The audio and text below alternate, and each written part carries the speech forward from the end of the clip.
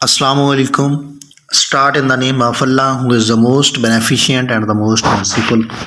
Hopefully, all of you will be fine and enjoying well. Today, we are going to talk about one of the most important and prominent lecture and topic in the history of English literature, and that topic is metaphysical poets or the poets of metaphysical school. सबसे पहले मैं आपको ये बताना चाहता हूँ कि जो वर्ड मेटाफिज़िकल इस्तेमाल किया गया है, इसका लिटरली मीनिंग क्या है, लफ्ज़ी मतलब इसका क्या मतलब है। अच्छा, अगर हम इसी वर्ड को मेटाफिज़िकल को सेपरेट करते हैं तो ये डिफरेंट टू वर्ड का कम्बिनेशन है, मेटा और फिज़िकल। जो वर्ड मेटा है इसका मतलब होता है बियॉन्ड, बियॉन्ड अप्रोच, यानी कि वो चीज़ जिसको हम छू नहीं सकते या जो हमारी अप्रोच से बाहर होती है उसे हम मेटा कहते हैं, और फिज़िकल कहते हैं फिज़िकल वर्ल्ड को। तो इसका मतलब ये है हुआ कि यानी कि वो वर्ल्ड जो हमारी अप्रोच से बाहर है, यानी metaphysical world, beyond metaphysical world, यानी क्या बियॉन्ड आवर अप्रोच। तो ये एक ऐसा स्कूल ऑफ थॉट था जो ऐसी पोइट्री वगैरह लिखते थे जो इंसान की अप्रोच से बाहर होती है, यानी कि जो हम डेली लाइफ के अंदर सोचते हैं वो हमारी सोच से बाहर होती है, और इस तरह की पोइट्री को मेटाफिज़िकल पोइट्री कहते हैं, और इस तरह की पोइट्री लिखने वाले को मेटाफिज़िकल पोइट्स कहते हैं। अब देखते हैं कि वो मेटाफिज़िकल पोइट्स कौन कौन से थे और उनकी कौन कौन सी पोइट्री थी और उनकी वजह क्या थी और इनका मकसद क्या था लिखने का इस तरह की पोइट्री का। तो सबसे पहले हम इसका इंट्रोडक्शन देखते हैं। The term metaphysical was coined by Samuel Johnson in his book The Lives of the Most Eminent English Poet। तो यहाँ पर जो मेटाफिजिकल टर्म है ये सबसे पहले सैमुअल जॉनसन ने कोइन की है, और सबसे पहले इसने अपनी बुक जिसका नाम है the lives of the most eminent English poet, उनके अंदर इसने लिखी है describe to loose group of 17th century of English poets. The poets of metaphysical were John Donne, Robert Henrik, Thomas Carreau, Richard Crasio, Henry Vaughan, Abraham Cole and Andrew Marvell। तो ये poets हैं जो कि metaphysical school of thoughts से belong करते हैं। अच्छा, मैं आपको एक एग्जांपल देना चाहता हूँ कि जॉन डन इसकी एक पोएम है जिसके अंदर ये कहता है, मैं आपको सिर्फ ओरली आपको बता देता हूँ कि पोएम में इसकी एक कोटेशन है जिसका मैं आपको मफहूम बता देता हूँ कि ये कहता है कि एक लवर और एक बिलव्ड, लवर अपनी बिलव्ड से कहता है कि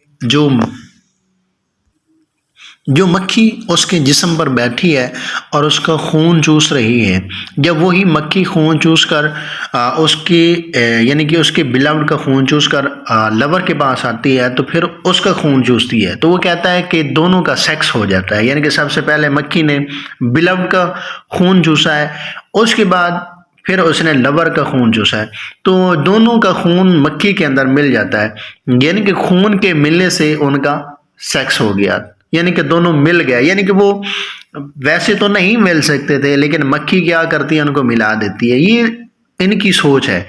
तो इस तरह की जो सोच रखने वाले होते हैं, यानी कि ये हमारी सोच के मुताबिक तो बिल्कुल रॉन्ग है, यानी कि इस तरह नहीं हो सकता, लेकिन वो इस तरीके से सोचते हैं। तो इस तरह की जो सोच है यानी कि बियॉन्ड फिजिकल है, यानी कि हम इस तरह का कभी नहीं सोच सकते, तो जो हमारी सोच से बाहर है और वो सोच रहे हैं, इस तरह की पोएट्री को मेटाफिजिकल पोएट्री कहते हैं। आगे चलते हैं। Basically metaphysical, meta means beyond and physical mean physical world, concrete और tangible which means something beyond of the physical world. इस तरह मैंने पहले आपको बताया, एग्जाम्पल भी दी है। Metaphysical poet were honest and original thinker, they tries to analyze their feeling and even experience of the love, life, death, religion and God. Their poetry is full of conceit, exaggeration, gibbling about the meaning of the word, display of the learning, and the far-fetched similes and the metaphors. तो ये technique ज़्यादा इस्तेमाल करते हैं, conceits का ज़्यादा इस्तेमाल करते हैं, एग्जैगरेशन यानी कि बात को बढ़ा चढ़ा कर लंबी बात करके यानी कि लंबी बात करते हैं, उसके बाद quibbling about the meaning of the word, display of the learning and the far fetched similes and the metaphors. सबसे पहले जो पोएट है वो है John Donne. John Donne was born in 1537 and he was died in 1631. He was brought up as a priest, studied in the school or church. He learned rhyme and rhythm in school. He emerged as a skillful poet. He was an intellectual and witty person. He is considered to be the leader of metaphysical school of poetry. His poetry is full of exaggeration, display of learning, far-fetched similes, metaphor and conceit. Conceit is a far तो यहाँ पर बताया जाता है कि conceit क्या है. Conceit is a far-fetched imagery.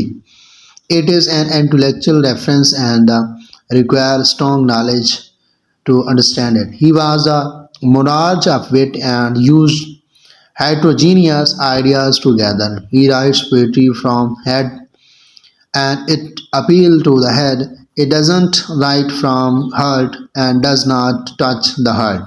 ठीक है, तो इन तमाम पोएट्स का मेन मकसद ये था कि यानी कि वो ज़्यादा से ज़्यादा हेड से लिखते थे, यानी कि अपने जहन से लिखते थे, ना कि अक्सर पोएट होते हैं यानी कि वो दिल से लिखते हैं, लेकिन जो मेटाफिजिकल पोएट्स हैं वो हेड से यानी कि जहन से लिखते हैं, जो उनका जहन मानता है, जो उनके ख़यालात में आता है वही लिख देते हैं, ना कि वो अपने दिल से लिखने हैं या जिस तरह इंसान का दिल कहता है उसके मुताबिक नहीं लिखते। His poetry can be divided into 3 parts: amorous, Aashiqui, metaphysical जिस तरह मैंने आपको पहले बताया है, और स्टायरिकल यानी कि तनकीदी। His metaphysical and the satirical poetry, from which a major portion of his poetry were written in later year. John Donne has often been compared the Browning, that is why he is called poet of wit, while Browning is the poet of ardent passion. His main works are The Progress of the Soul, An Anatomy of the World, An Elegy, and Love and Divine Poems. उसके बाद दूसरा जो poet है Robert Herrick, ये 1591 के अंदर पैदा हुआ एंड 1674 के अंदर इसकी डेथ होती है। He wrote love poems. He is included in the metaphysical school of Donne. He wrote amorous as well as religious verses. तीसरे नंबर पर है Thomas Cairo.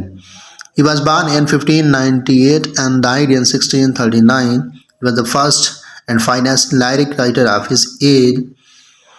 His persuasion of love is a fine piece of his poetry. यानी कि इसका जो main work है वो है his persuasion of love.